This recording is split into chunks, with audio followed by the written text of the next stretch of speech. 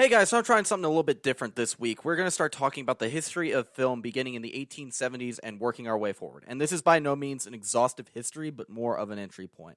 I've linked sources in the description if you feel like doing some further reading after the video. But first, let's go.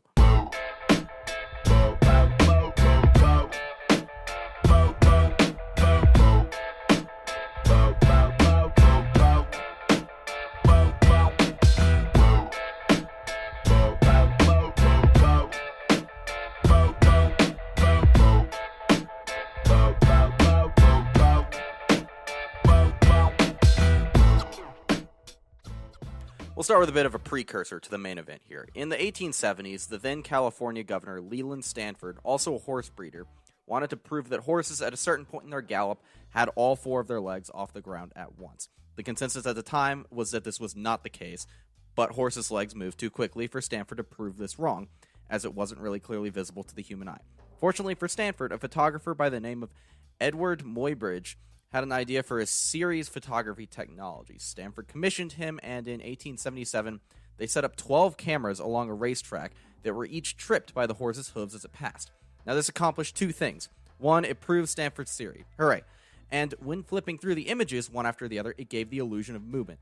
This technology was then taken a step further when it was combined into one instrument by French physiologist Étienne Jules Marais in 1882. Now, both of these creations placed their images onto glass plates, which was fine for what they were trying to do, but that would obviously be a hugely inefficient system to showcase anything more complicated or longer than just a few frames. So, the basic principle of filmmaking was now in place, right? But a more efficient means of producing and showing films was necessary. Fortunately, the idea of using celluloid as the base was also being developed at this time. This concept came from the mind of New Jersey minister Hannibal Goodwin and was manufactured by inventor George Eastman. French inventor Louis de Prince combined these methods and was meant to exhibit the films that he had made with them in New York in 1890, but he mysteriously disappeared in the French countryside. Because of this, what he created was not well known for a really long time, and the credit for the creation of the first motion picture camera went to William Kennedy Laurie Dixon of the Edison Company. Yes, that Edison. So now we have the motion picture camera. Hooray, films can happen. And with regard to that, we have to talk about Thomas Edison. In October of 1888, Edison decided he wanted to create, quote, an instrument which does for the eye what the phonograph does for the ear, which is the recording and reproduction of things in motion, end quote. Now, the machine Edison & Co. built in collaboration with George Eastman eventually became a device consisting of a celluloid strip wrapped around a smaller cylinder. In 1891, patent applications were made, and Edison's kinetographs began to be displayed in what he called kinetoscope parlors. Now, what is this machine, do you ask? Well, it's a sort of thing that you walk up to and look inside, and there's a short film playing that you can see there. They're all over the place in the Bioshock games, if you've ever played those. If you haven't, go do that. But these kinetoscope parlors were also called Nickelodeons, and they were called that partially because you could gain access to at the cost of a nickel.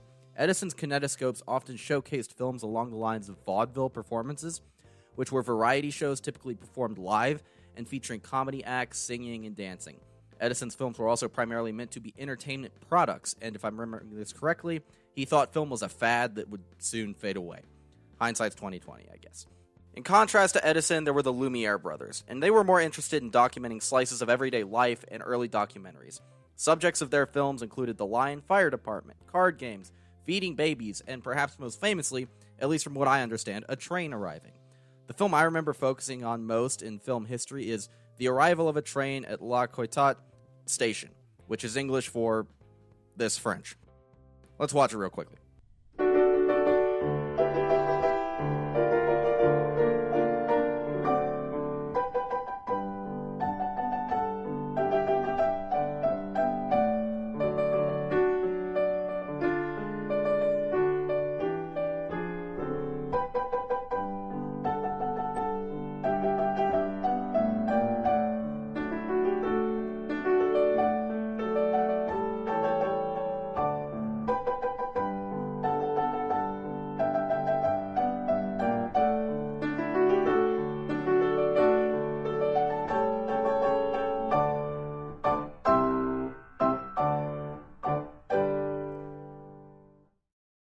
Now, this doesn't seem that crazy by today's standards because, of course, it doesn't. It was first shown in 1896.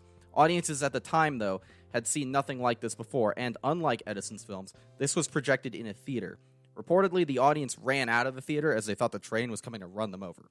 Cut them some slack, guys. This was a new thing for them. Okay, so I'm going to end this video here. Obviously, there's a lot more I could dive into about this era. We're just sort of scratching the surface, but I'm also sort of testing the waters here with this video. I'd like to do a full series of these, working all the way up to modern day and incorporating more detail as I go on, but would you guys like to see that? Let me know in the comments below, and I will see you in 2 weeks, unless I decide to put out something sooner. Have a good one.